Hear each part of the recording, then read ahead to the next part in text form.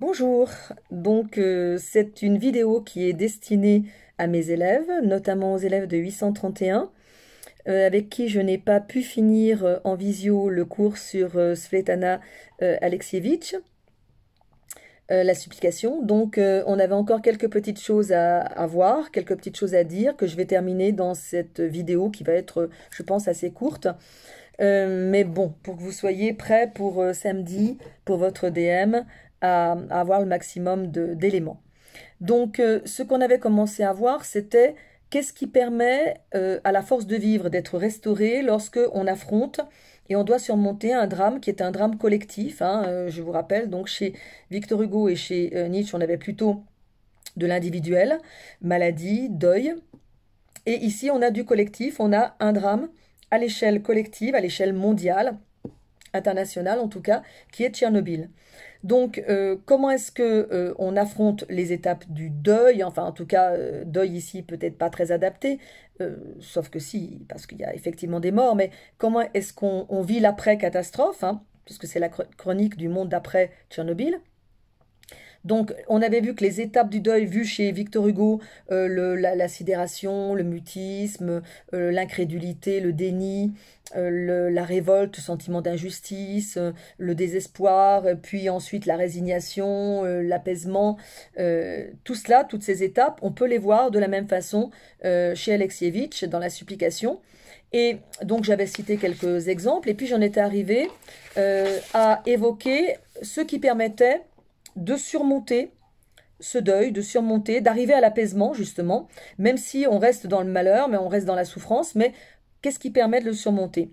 Donc, j'avais commencé par parler de l'amour, que ce soit l'amour conjugal, comme celui de cette jeune femme vis-à-vis de son mari pompier, au tout début, que ce soit l'amour maternel, hein, comme celui de Larissa pour sa petite fille qui est née avec la malformation et qui se bat pour faire reconnaître cette malformation.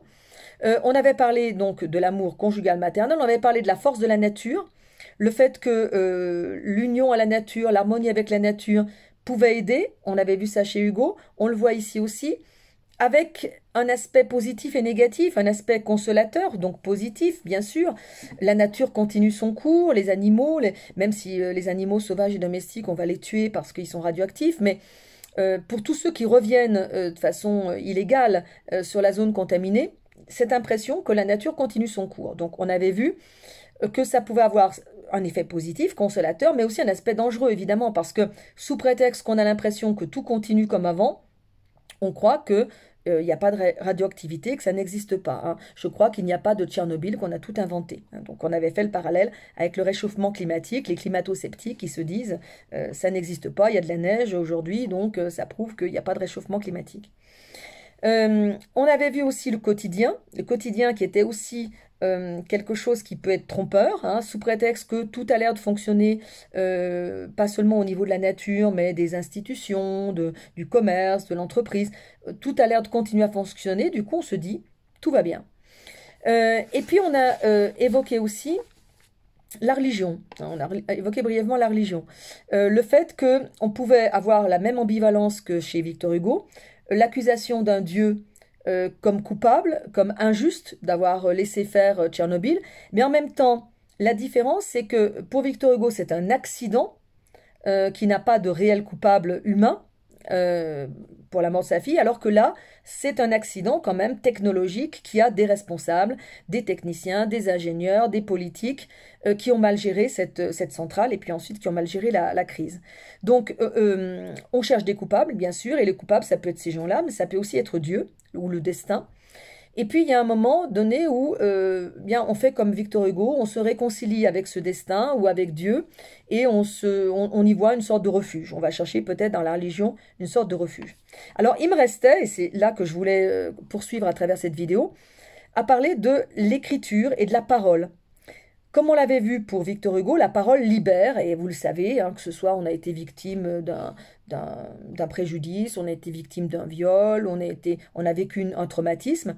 Le garder pour soi, c'est finalement s'empoisonner. La parole libère et permet de dépasser le traumatisme, même si ça n'enlève pas le chagrin, le traumatisme a bel et bien eu lieu, mais on a besoin de le faire sortir.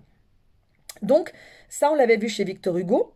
Et je vous avais dit que l'écriture, en plus, elle était poétique chez Victor Hugo. Donc on se plie à une forme qui permet d'esthétiser, de rendre esthétique et de sublimer la douleur. Là, c'est pas le cas, puisqu'on n'a pas d'esthétisation. Au contraire, on a quelque chose de brut. On a une chronique, on a une journaliste qui enregistre des témoignages et qui les livre tels quels, qui livre aussi des chiffres tels quels, de façon brute. Mais ça libère, et ça libère des gens qui n'avaient pas ce pouvoir de l'écriture. Parce que si un Victor Hugo, il sait écrire, et Alexievitch aussi, elle sait écrire, ces gens qu'elle interviewe, ben, c'est pas qu'ils ne savent pas écrire au sens fort du terme, ce ne sont pas des analphabètes, mais ils n'ont pas forcément cette facilité de mettre par écrit leurs émotions. Donc c'est important qu'ils puissent les exprimer devant son micro et qu'elle puisse les enregistrer et leur donner cette parole. Cette parole qui va être importante pour eux. Ils demandent même parfois si on peut chercher telle personne, on ne sait pas ce qu'elle est devenue. Enfin, ils voient vraiment dans cette diffusion, dans cette publication, une sorte d'occasion d'exprimer, de dire, de partager, de communiquer sur ce qu'ils ont vécu. Donc ça, c'est vraiment très important et ça permet d'aider à la résilience. C'est également, bien sûr, le travail qu'elle fait, elle, par son livre, hein, d'arriver à exprimer, non pas personnellement, alors il y a des passages, bien sûr, qu'elle écrit, elle, mais d'exprimer, en donnant la parole aux autres, d'exprimer ce qui s'est passé, avec, comme on l'a dit, cette espèce de kaléidoscope de points de vue différents sur un même événement, sur un drame collectif. Donc ça, on peut le mettre en parallèle avec le rôle de la parole, de l'écriture, de l'expression, d'une façon générale, chez Victor Hugo. Et il y a quand même toute une partie, tout à l'heure je l'ai évoqué dans mon cours, que ceux qui regardent uniquement YouTube n'ont pas vu, mais bon, j'enregistrerai la totalité du cours sur Victor Hugo et sur Alexievitch pour les YouTubeurs. Et ceux qui lisent la page sur la force de vivre. Mais j'évoquais aussi un passage tout à l'heure sur la difficulté de l'expression. Hein. C'était dans la deuxième partie, la couronne et la création, page 89 à 152, où on avait vraiment cette question de transmettre l'expérience. Transmettre l'expérience pour en montrer la portée universelle, comme je vous le disais tout à l'heure. C'est pas quelque chose de ponctuel, c'est pas juste une centrale mal gérée qui a explosé. Ça doit avoir une portée universelle et pas seulement pour réfléchir sur le nucléaire en général, mais sur la technologie en général, mais sur l'homme en général et la manière dont il peut gérer une catastrophe collective. Donc comment est-ce qu'on peut transmettre cette expérience pour la rendre utile ? Un prof d'université qui va se poser la question, page 93, de la difficulté pour parler de l'expérience. Également, le cinéaste qui va se demander comment est-ce qu'il pourrait exprimer l'événement. C'est page 113 à 122. Il dit « Il y a quelque chose de pervers dans le fait de se réunir pour se souvenir de la guerre ». Page 119. C'est-à-dire, est-ce que c'est pervers de montrer? Est-ce que parler de quelque chose de douloureux, c'est bien ou pas? Est-ce qu'il vaut mieux oublier ou est-ce qu'il vaut mieux en parler? Et ça, je disais, la parole libère. Mais le premier mécanisme qui se met en place, c'est pas la parole, c'est pas l'expression, c'est le mutisme, comme on avait vu avec Victor Hugo. Donc, parfois, on a envie d'oublier. Parfois, par rapport à un événement traumatisant, on est dans le déni, on oublie, et ça protège. Et Nietzsche, le premier, a dit que l'oubli protégeait. Il avait un côté sélectif et qui permet de se protéger. Mais ça reste. Ça ne se digère pas. Et le vrai oubli, c'est celui qui suit la digestion. Mais, donc l'évacuation. Mais pour cela, il faut parler. Donc il y a un moment donné où il faut se rappeler, se souvenir, en parler et donc montrer aux autres, hein, parce que c'est pas seulement de l'expression, cette faculté, la faculté de parler, le langage, il a cette fonction de l'expressivité, hein, on se vide, hein, expresso, enfin c'est pas le café dont je parle, expresso on fait sortir pas de la cafetière mais de son psychisme, on fait sortir ce qui empoisonne, mais il y a aussi quand même la fonction de communication. On a envie d'un retour, on a envie peut-être de compassion, d'être compris, de compréhension, puis on a aussi envie d'aider les autres à réagir par rapport à une telle situation. Donc, pour qu'il y ait cette communication, eh bien, il faut montrer. Et que ce soit montré par la parole ou montré par des images, par un film, par exemple, un documentaire, c'est nécessaire, même si ça peut parfois, on peut se dire, est-ce qu'il n'y a pas du voyeurisme? Est-ce que c'est pas malsain? Et ça, les journalistes se posent parfois cette question quand ils ont une éthique. Est-ce qu'on doit montrer des morts dans une guerre? Est-ce qu'on doit montrer des blessés? Est-ce qu'on doit montrer des victimes d'une catastrophe? Je pense à cette petite fille qui s'enfonçait dans la boue en Amérique du Sud. Ça avait été montré à la télévision, on la voyait s'enfoncer et on ne pouvait rien faire pour elle. Et en hélicoptère, ils la voyaient et on filmait en direct sa mort. Est-ce que c'est pas malsain? Est-ce que c'est pas du voyeurisme? Mais en même temps, est-ce que c'est pas un moyen d'en appeler à la communauté internationale, à la solidarité? Est-ce qu'on va pas être plus solidaire pour un peuple quand on voit réellement ce que c'est que le drame? Alors que quand on en parle, c'est abstrait. Si on dit le nombre de morts, c'est abstrait. Donc les chiffres, ils sont utiles. Svetlana, elle en donne des chiffres. Mais il y a aussi les images ou les témoignages qui, eux, sont beaucoup plus vivants et peut-être nous touchent davantage. Mais c'est vrai que c'est un problème. Est-ce qu'on doit communiquer? Qu'est-ce qu'on doit dire? Est-ce qu'on doit oublier? Est-ce qu'on doit se rappeler? Est-ce qu'il y a un devoir de mémoire? Ou est-ce que c'est malsain? Alors c'est vrai que, comme le dit Nietzsche, si on fait un devoir de mémoire et qu'on ressasse, là c'est malsain. Là c'est clair que c'est malsain. Hein, et on n'en sort pas. Mais par contre, être dans le déni, oublier, c'est malsain aussi. Donc il faut que ça sorte, qu'on le dise, qu'on communique. Et il y a une façon de communiquer qui peut être pour les uns, comme chez Hugo, sublimer l'expérience, qui peut être chez d'autres la montrer dans toute son horreur, avec simplicité, avec des mots simples, comme ces gens simples qui parlent grâce à Alexievitch. Et puis ensuite, il faut oublier. Mais oublier, c'est un petit peu comme dans le phénomène de digestion, on ne se débarrasse pas de tout ce qu'on a mangé. On en tire parti. Les nutriments, on les garde, on les utilise pour alimenter notre organisme. Et puis le reste, les détritus, les résidus, on les évacue. Donc il faut en garder des leçons. Il faut qu'on en garde un souvenir, mais ça ne veut pas dire de rester dans le ressassement. Donc voilà, j'ai passé en revue un certain nombre de choses, l'amour conjugal, maternel, la force de la nature, le quotidien, la religion, la philosophie aussi, la parole, l'expression. Donc, dans la philosophie, j'ai oublié une chose, mais je peux le dire maintenant. Il y a une philosophie dont on avait parlé pour Nietzsche, pour Victor Hugo, le stoïcisme. C'est-à-dire qui implique l'amor fati, expression que reprend à son compte Nietzsche. C'est-à-dire accepter le destin, amor fati. Et ça, c'est la réconciliation avec le destin, c'est non pas la résignation passive, mais c'est ça a eu lieu. Ça a eu lieu. Je dois faire avec. Je dois me reconstruire à partir de ça, à partir du degré zéro. Ça a eu lieu. Donc ça, on le voit chez Victor Hugo. Et on peut le voir aussi chez ce peuple biélorusse. Le fatalisme, c'est aussi quelque chose qu'on voit beaucoup dans la littérature russe. Cette espèce de nostalgie, de fatalisme, d'acceptation du destin. Un peuple auquel on a parfois reproché un peu de passivité quand il était sous le joug du tsar, et même ensuite sous le joug des soviétiques, sous le joug des bolcheviks. Cette espèce de passivité, de résignation, disant « faut s'y faire, faut accepter ».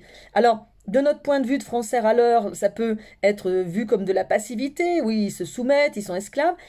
Et puis d'un autre côté, quand on ne peut rien faire pour changer les choses, là, c'est peut-être une forme de sagesse stoïcienne. Et là, dans le cas de Tchernobyl, ce qui a eu lieu, on ne peut plus rien faire. Par contre, on peut faire en amont pour d'autres centrales, pour se méfier du nucléaire, pour se méfier d'une technologie et d'une science sans conscience. Ça, bien sûr, on peut faire. Il y a deux derniers petits points que je voulais évoquer. Alors, je termine par les moins importants.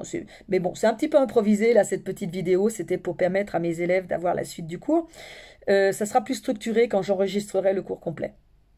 Il y a d'une part le culte de l'héroïsme, qui appartient aussi un petit peu à une philosophie, qui va aider les liquidateurs, les soldats, à faire ce qu'on considère comme leur devoir, parce qu'il y a une sorte de culte du héros et qui est très présent chez les Russes. Et donc, on ne remet pas ça en cause. C'est une question de virilité, de courage. On n'a pas le droit de se défiler. Et puis aussi ce sentiment que l'individu doit se sacrifier à la collectivité. Ça, c'est très marxiste. Hein.